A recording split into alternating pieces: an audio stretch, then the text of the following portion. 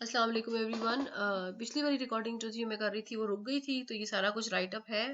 तो rather than giving you two recordings I would try to wind up in one. That's why मैं अभी जो मैंने लिखा हुआ है मैं इसको एक्सप्लेन कर देती हूँ कि मैंने क्या लिखा हुआ है। पिछली वाली रिकॉर्डिंग जो है वो 6 मिनट्स में रुक गई थी। अच्छा, ये अब हम चैप्टर नंबर 4 शुरू कर रहे हैं और इसके अंदर हम इंडिविजुअल एंड मार्केट डिमांड पढ़ेंगे।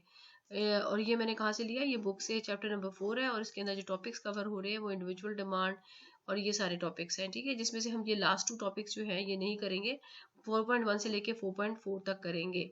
तो अब ये इन टॉपिक्स के अंदर क्या है क्या कुछ है वो मैं आपको डिलीवर करूंगी इसके थ्रू, लेक्चर के थ्रू। तो ये मेरा पिछले वाले चैप्टर का रिव्यू है कि हमने जो है कंज्यूमर इक्विलिब्रियम में पढ़ा, जिसमें ये बजट लाइन थी जिसके ये इंटरसेप्ट थे और ये जो था आपका ये जो थी आपकी बजट लाइन के साथ साथ ये इंडिफरेंस कर्व है जिसके अंदर ये इंडिफरेंस कर्व और ये इसकी स्लोप है, ये हमने कंबाइन किया हुआ है। ये इक्विलिब्रियम कंडीशन है, ये सब कुछ हम पहले कर चुके हैं। हम यूटिलिटी फंक्शन को लिखते हैं, utility is a function of food and clothing and income is written like this. ये पहले आप कर चुके हो। अब मैं इसकी लैंग्वेज चेंज करके यू का फंक्शन एक्स और वाई दो कमोडिटीज ले रही हूँ, जनरल बना रही हूँ, फूड एंड क्लोथिंग से निकल रही हूँ। So I have this utility function and this is my budget constraint. और इसके अकॉर्डिंगली अगर मैं ये लिखूं कि स्लोप क्या है, इसकी स्लोप देखो यहाँ पर है बेसिकली। अगर आप इस ग्राफ को चेक करो ये वाला, तो जब अगर y एक्सिस पे y और x एक्सिस पे x हो तो स्लोप को हम लिखते हैं delta y over delta x, जिसे आप ग्रेडियंट भी कहते हो। तो डेल्टा y पर डेल्टा x, क्योंकि यहाँ पर ही इंडिफरेंस कर्व है और यहीं पर ही बजट लाइन है, तो दोनों की स्लोप्स जो है उनकी रिप्रेजेंटेशन डेल्टा y पर डेल्टा x होगी, लेकिन उनकी वैल्यूज डिफरेंट होंगी। और इनको डिस्टिंग्विश करने के लिए मैं क्या करूंगी कि मैं लिखूंगी delta y by delta x और एक लाइन लगा के सबस्क्रिप्ट में लिखूंगी IC which means indifference curve. So ये किसकी वैल्यू है, ये स्लोप है उसकी। और इसी तरीके से if I am writing delta y by delta x budget line, तो ये इसकी स्लोप लिखी हुई है। अब हम आगे चलते हैं और देखते हैं कि स्लोप और इन वैल्यूज से हमें क्या फर्क पड़ता है। तो I am doing this I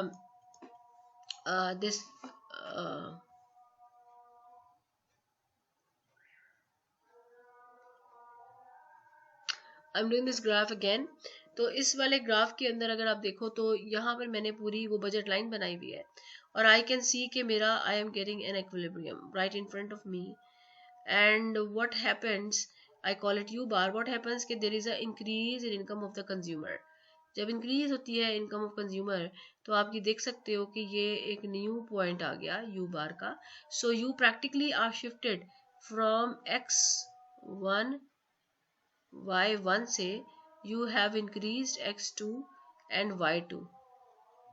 ठीक है, इसका क्या मतलब है, जब कंज्यूमर के पास इनकम राइज हुई, income increase in income, so consumer decides to consume both of x and y। तो मतलब इनकम के इंक्रीज करने से जो है आपकी x भी इंक्रीज हो गई और आपके y भी इंक्रीज हो गई। तो इसको बेसिकली हम कहते हैं कि जब भी इनकम के इंक्रीज करने से क्या हो रहा है कि इनकम के इंक्रीज करने से increase in income imply increase in x, तो x इज नॉर्मल गुड।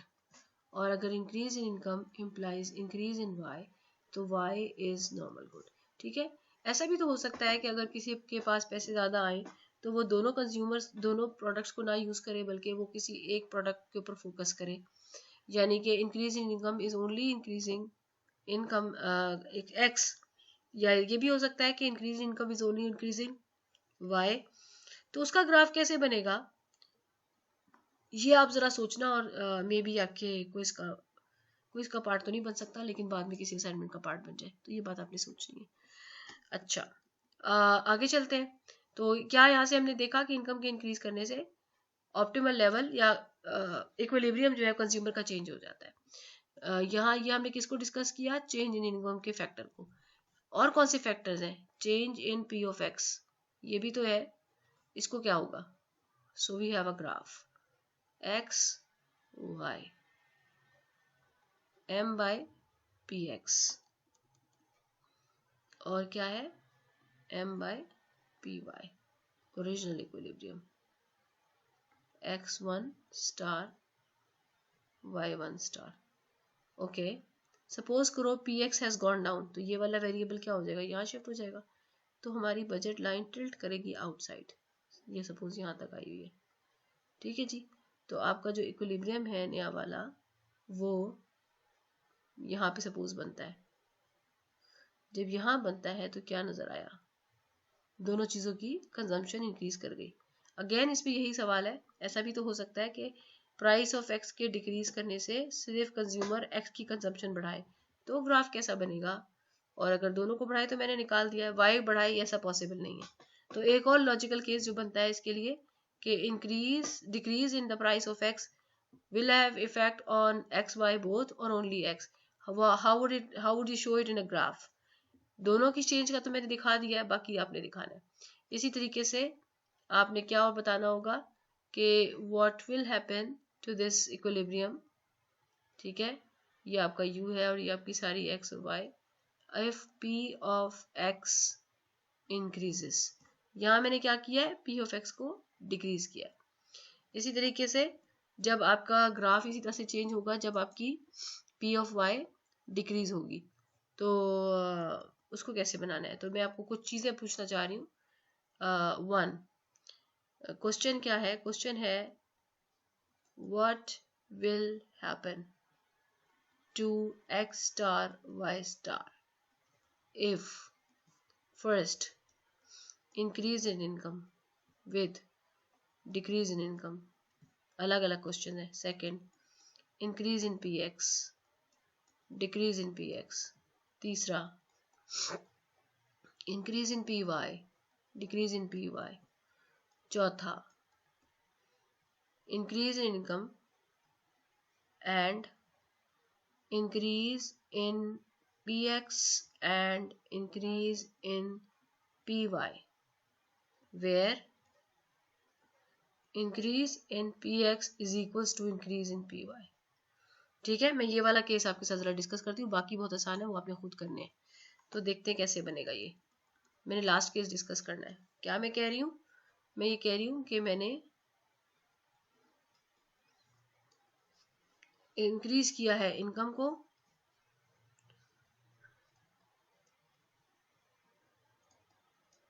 ये देखो इक्वेशन है मेरे पास, m is equals to P X into X P Y into Y. ठीक है, हुआ क्या है, ये भी इंक्रीज हुआ है, ये भी इंक्रीज हुआ है और ये भी इंक्रीज हुआ है। ठीक, अब इसके इंक्रीज करने से देखो, ये अगर m इंक्रीज करता है तो ये हमारा इंटरसेप्ट राइट पे शिफ्ट कर जाएगा, जितना यहाँ शिफ्ट करेगा उतना ही यहाँ पे शिफ्ट कर जाएगा। तो पहली चेंज तो ये आएगी कि आपके पास आपका पूरा बजट कॉन्स्ट्रेंट राइट साइड पे पैरेलल शिफ्ट करेगा, लेकिन साथ ही इंक्रीज इन इनकम और इंक्रीज इन प्राइस हुआ है, और ये जो इंक्रीज इन पी एक्स है वो बिल्कुल बराबर है इंक्रीज इन पी वाई के।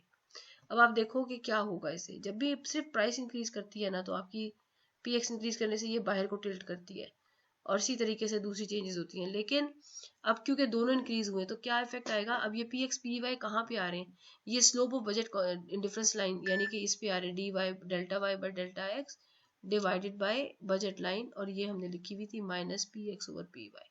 अब सोचो कि ये और ये बराबर अमाउंट से इंक्रीज करें तो what will happen to fraction, nothing, nothing. इसका मतलब है स्लोप चेंज नहीं होगा, ठीक है, स्लोप नहीं चेंज होगा। लेकिन पी एक्स के इंक्रीज करने से एक और चीज भी होगी, और वो क्या है, वो ये है कि ये देखो इंटरसेप्ट हमारे पास क्या है, इंटरसेप्ट है m ओवर पी एक्स। तो अगर पी एक्स इंक्रीज करता है तो ये इंटरसेप्ट क्या करेगा, डिक्रीज करेगा। और दूसरा है m over P Y, again P Y increase करेगा तो ये भी डिक्रीज करेगा। So what is we can see कि intercepts are decreasing, why, because you know ये वाली चीज जो है वो डिक्रीज, ये वाली चीज डिक्रीज हो रही है, ये वाली चीज डिक्रीज हो रही है। But now you will not be considering this original line, you will have to consider the dotted line. क्यों, क्योंकि you are in a new situation because of increase in income.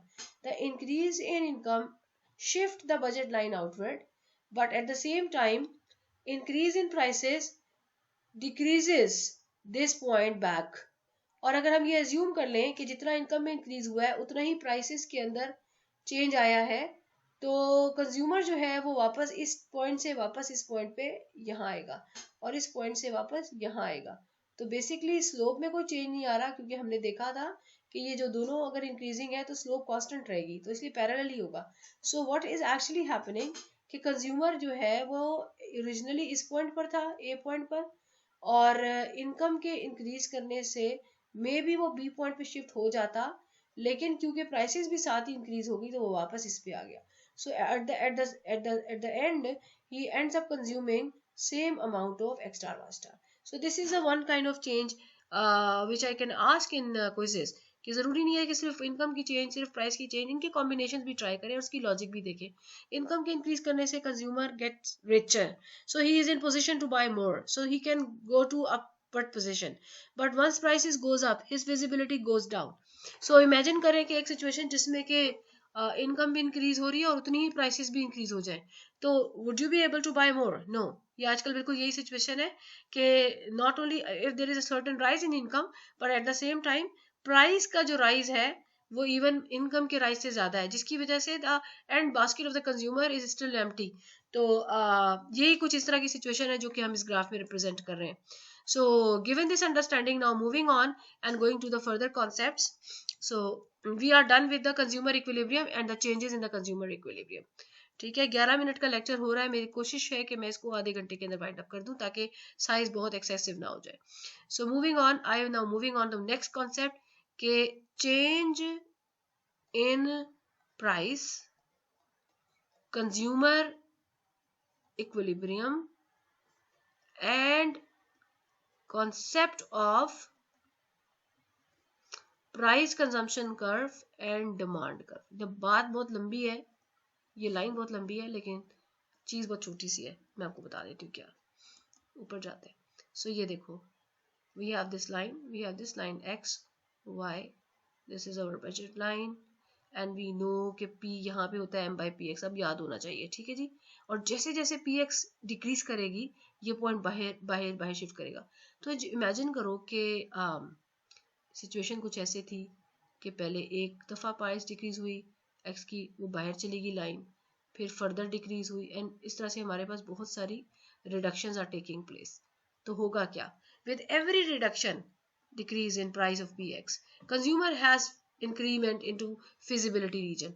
Suppose करो कि पहला point उसका जो equilibrium था वो ये था, दूसरा पॉइंट होगा यहाँ पर कहीं ऊपर, और तीसरा वो होगा यहाँ पे। So what is happening, as far as prices are going down, consumer is in position to obtain the higher level of satisfaction, यानी कि I3 indifference curve is greater than I2 is greater than I1. I hope that you understand that. और consumption of X पे फर्क देखें, ये पहला first commodity है, ये सेकंड कमोडिटी है, ये कमोडिटी नहीं, ये amount of X the consumer is able to consume।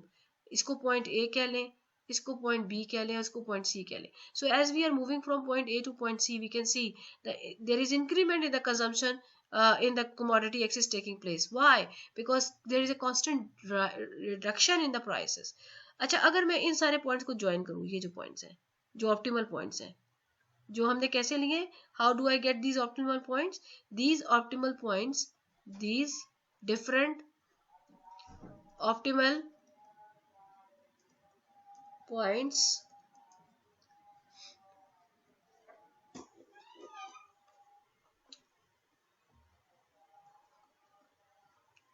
we get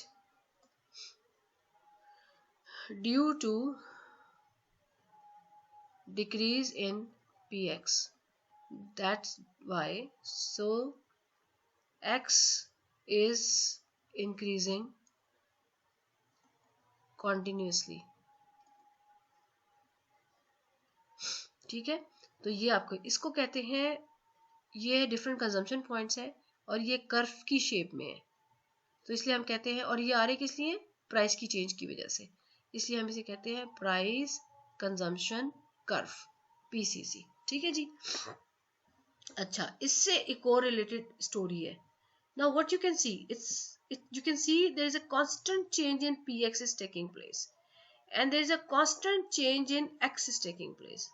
So what is it? Change in price. What is it? Change in x.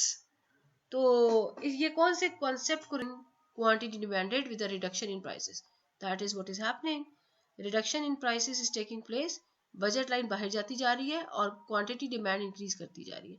इसका मतलब है कि ये जो सारी कहानी है इसके अंदर कहीं छुपा हुआ है क्या, डिमांड फंक्शन। तो चलो उसको ढूंढते हैं वो कहाँ पर है। उसके लिए मैं जरा इसको इरेज कर देती हूँ क्योंकि मुझे ये स्पेस चाहिए, तो लेट्स इरेज इट। ठीक है, इसको इरेज कर देते हैं और अब देखते हैं कि डिमांड कहाँ पर है इसके अंदर। So let's make another line right below this curve and call it x, और यहाँ पर y नहीं लिखना है, यहाँ पे लिखना है p of x, और एक ये लाइन जो है ये नीचे ड्रॉ कर लेनी है। क्यों कर रही है, आप ये कह रहे हो, सपोज करो ये क्या था, ये कंजम्पशन लेवल था। कब, जब प्राइस एक सर्टेन px जो थी वो एक लेवल पर थी, सपोज ये वो लेवल, ये वो लेवल है, कॉल इट px1, और इसके ऊपर कितना है, ये वाला पॉइंट है, और ये पॉइंट किसको रिजेंबल कर रहा है उस ग्राफ में, ए को रिप्रेजेंट कर रहा है। सो ये ए कंजम्पशन लेवल है and let's call it x1, जो कि consumer is able to get once the price in the market is px1। यहाँ बी पॉइंट पे क्या हुआ, प्राइस नीचे चली गई, प्राइस नीचे चली गई तो सपोज करो प्राइस ये हो गई, ठीक है, px2 हो गई, px2 कम हो गई, तो क्या कंजम्पशन आ रही है, बी के साथ नीचे लेकर जाएं, you will see one thing, oh this is x2 and this is point b, so consumption has gone up, your quantity demand has gone up, and similarly with c this is x3 and let's say it's px3,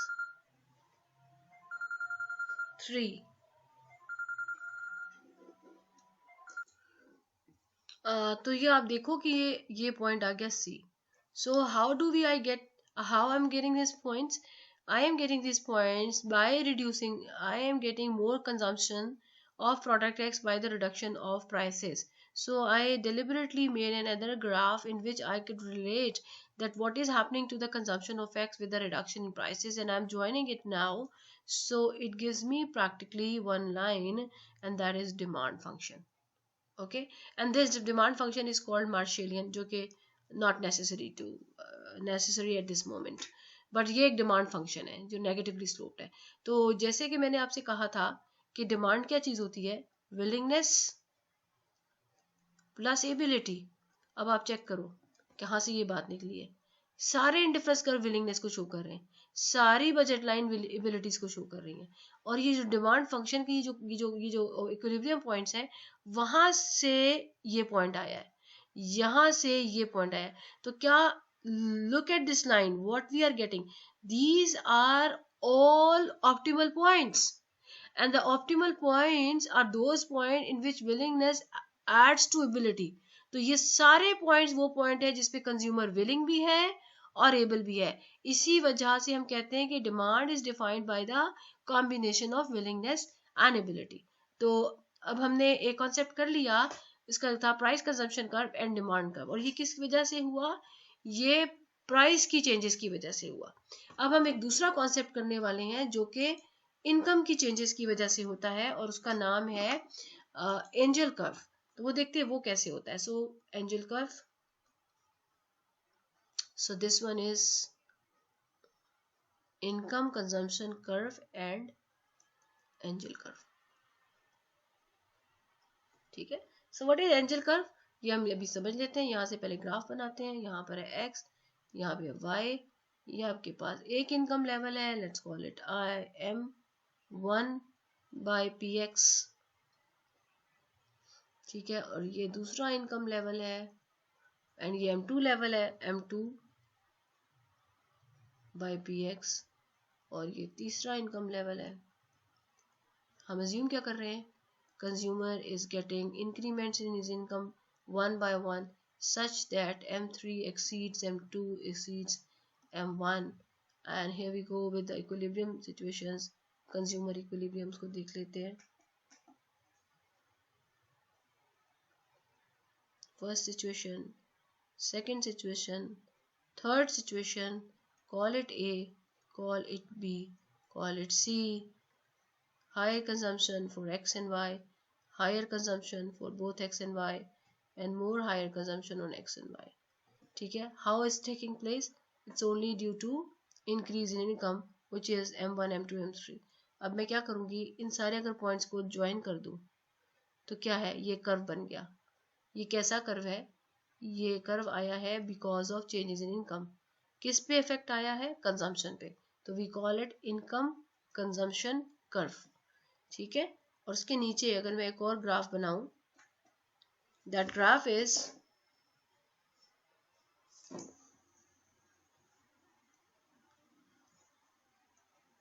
this x, और यहाँ पर मैं क्या लूंगी, income, और मैं इन लाइनों को नीचे एक्सटेंड करूं, बेसिकली ये एक थोड़ा टेढ़ी लाइन है, इसको हम इरेज कर देते हैं।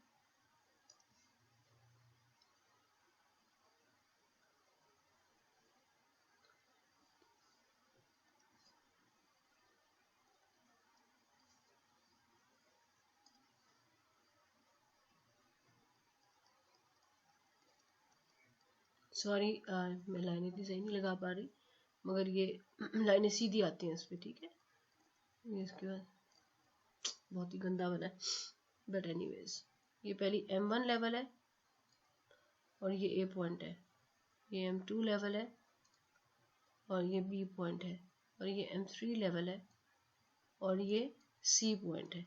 इन सबको मिलाएंगे तो जो हमारे पास काम बन रहा है फंक्शन, उसे कहते हैं एंजल कर्व। तो एंजल कर्व क्या है, angel curve is a combination of different points which represents that how consumer is consuming a commodity at different levels of income and it is positively sloped। ठीक है, लेकिन अगर commodity जो है वो नॉर्मल गुड हो तो ये पॉजिटिव स्लोप होगा। अगर commodity जो है वो इंफीरियर है तो इंफीरियर commodity की डेफिनेशन क्या होती है, inferior commodity is defined as a commodity whose consumption decreases with increased income। जैसे जैसे इनकम राइज करती है कंजम्पशन उसकी डिक्रीज करती है अगर एक्स इन्फीरियर कमोडिटी है।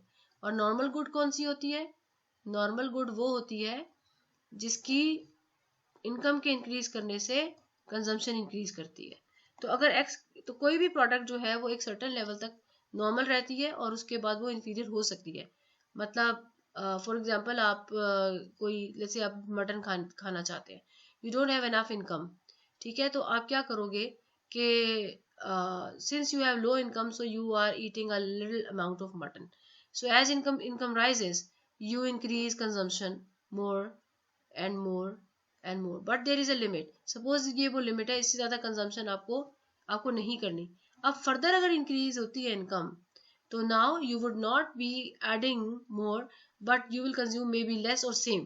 तो क्वाइट पॉसिबल कि आपका ग्राफ जो है वो एंजल कर्व का वो कुछ ऐसे बैकवर्ड बेंड कर जाता है। सही है, बैकवर्ड इसे कहते हैं backward bending. So at a very high income level actually you reduce consumption sometime because you are already saturated with that. तो दो बातें इसके अंदर इंपॉर्टेंट है, एक बात तो ये कि व्हाट इज एंजल कर्व, वो मैंने आपको बता दिया। फिर मैंने आपको बताया कि normal good and Engel curve तो वो होता है पॉजिटिव स्लोप। ठीक है जी, और फिर मैंने आपको बता दिया inferior good and Engel curve तो वो होता है नेगेटिव स्लोप। ठीक है जी, तो और प्राइस कंजम्पशन कर्व भी इसी के हिसाब से पॉजिटिव और नेगेटिव हो जाता है। तो जरा रिव्यू कर लेते हैं कि अभी तक हमने जो इसके अंदर काम किया है।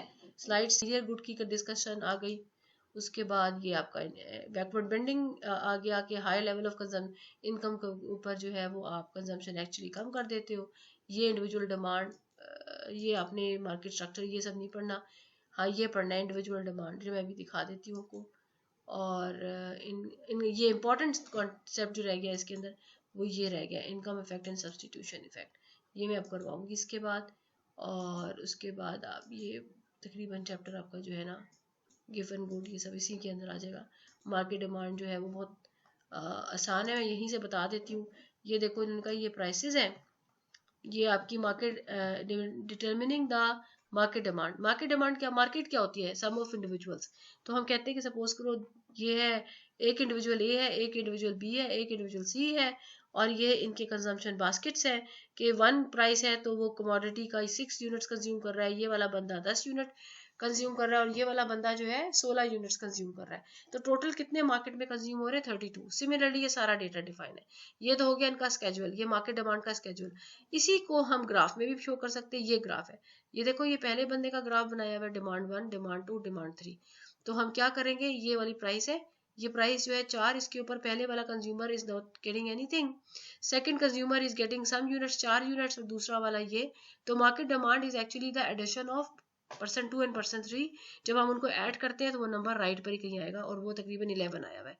इसी तरह से ये सारे पॉइंट्स इसके कैसे निकले हुए, by adding the all demands which are taking place at a certain price. तो एक्चुअली हम ये सीधी लाइन लगाएं तो ये आपको ये सम्स मिल जाएंगे। तो ऐसे करके आपको मार्केट डिमांड का फंक्शन मिल जाएगा। तो ये कोई इतनी कोई मुश्किल बात नहीं है। From individual demand to market demand, ये छोड़ दें, और एक्सटर्नैलिटी का इफेक्ट आएगा वो छोड़ दें। अच्छा जी, ये इलास्टिसिटी ऑफ डिमांड, ये कॉन्सेप्ट हम ऑलरेडी पीछे वाले चैप्टर में आई थिंक कर चुके हैं, ये नहीं किया तो मैं भी करवा देती हूँ। और फिर कंज्यूमर सरप्लस। सो बेसिकली इस रिव्यू से मुझे ये पता चला, दैट्स इट, ये सब नहीं करना। ओके, तो इस रिव्यू से मुझे क्या पता चला, 3 चीजें रह गई हैं, 3 थिंग्स लेफ्ट।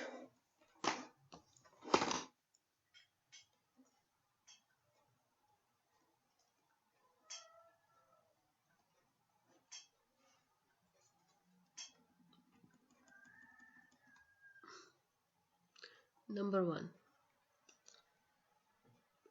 मार्केट डिमांड वाला कॉन्सेप्ट था। मार्केट डिमांड वो मैंने आपको वहीं से करवा दिया, वो इतना इम्पोर्टेंट नहीं है, मतलब मुश्किल नहीं है। उसके बाद है एक चीज, income effect,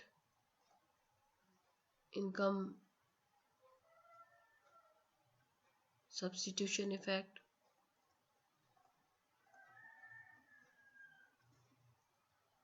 and price effect. ये मोस्ट इम्पॉर्टेंट है। सरप्लस का कॉन्सेप्ट देख लो, और बाकी जो इलास्टिसिटी है वो मेरे ख्याल में ऑलरेडी करा चुकी हूँ आप लोगों को पिछले वाले चैप्टर के अंदर।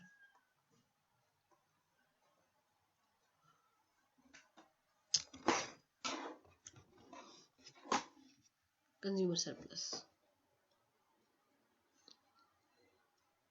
ये है कमोडिटी एक्स, और ये है price of x. Demand function हमें मिलता है ऐसे, ठीक है। इस पॉइंट को हम कैसे रीड करेंगे, ये कौन सा पॉइंट, मतलब इसका मतलब ये है कि कंज्यूमर इस प्राइस पर इतनी कमोडिटी खरीदना चाहता है, let's call it x1। For x1 he is willing and able to pay, let's say px1, ठीक है। For another commodity he is willing and able to pay px2 and so on। Her point यहाँ का willingness and ability को show करता है। लेकिन actually market में क्या कंज्यूमर हर प्राइस, हर कमोडिटी को, हर यूनिट को, एक चीज की हर यूनिट को क्या डिफरेंट प्राइसेस पे खरीदता है या एक ही प्राइस पे खरीदता है? तो इस सवाल का आंसर है एक ही प्राइस पे खरीदता है। क्योंकि आप मार्केट में जाके एक अगर आप लेकर आते हो दूध का डब्बा, तो आप एक डब्बा एक अलग प्राइस पे और दूसरा डब्बा अलग प्राइस पे नहीं लाते। You buy all 10 units at same price.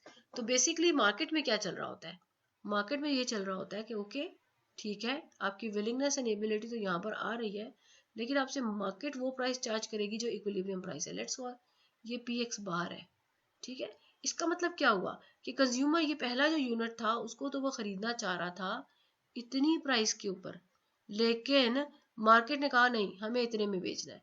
तो ये क्या चीज है, ये कंज्यूमर का फायदा है। He wanted to pay this much but he ended up paying this much only. Similarly अगर हम यहाँ पर देखें तो for this commodity he wanted to pay this much लेकिन he ended up with this. तो ये जितनी भी वर्टिकल गैप्स हैं ये बेसिकली क्या चीजें हैं, ये गैप्स है कि कंज्यूमर इतना तो पे करना चाहता था लेकिन उसको कम के पे करना पड़ा। तो ये कंज्यूमर के बेनिफिट्स को शो कर रहे हैं। तो ये जितनी भी वर्टिकल लाइंस हैं, ये लाइन जो है ये अलग अलग नहीं है, ये बहुत क्लोज है। मतलब एक्चुअली जो कमोडिटी है वो ये थोड़ी है कि ये 1 यूनिट ये 2 यूनिट, इसके बीच में भी डिफाइंड है, तो कंटिन्यूअस है। इसी तरह से ये सेगमेंट जो है जब कंटिन्यूअस होता है तो बेसिकली ये शेडेड एरिया बन जाता है। तो ये शेडेड एरिया क्या है, ये सारा कंज्यूमर का बेनिफिट है, because he ended up paying lesser than what he was expected to pay और he was able to pay, so that's why we call it consumer surplus. So what is consumer surplus? So consumer surplus basically area between below the demand function and above the equilibrium price. So we say area below the demand function and above equilibrium price. या दूसरे लफ्जों में अगर हम इसको easy करें तो consumer surplus is difference between price he pay and price he was willing to pay. ये है consumer surplus. So that is it. ये मैं यहाँ पे रोक रही हूँ, फिर मैं अगली वाली स्लाइड जो है उसके अंदर सब्स्टिट्यूशन और इनकम इफेक्ट्स बताऊंगी. Thank you.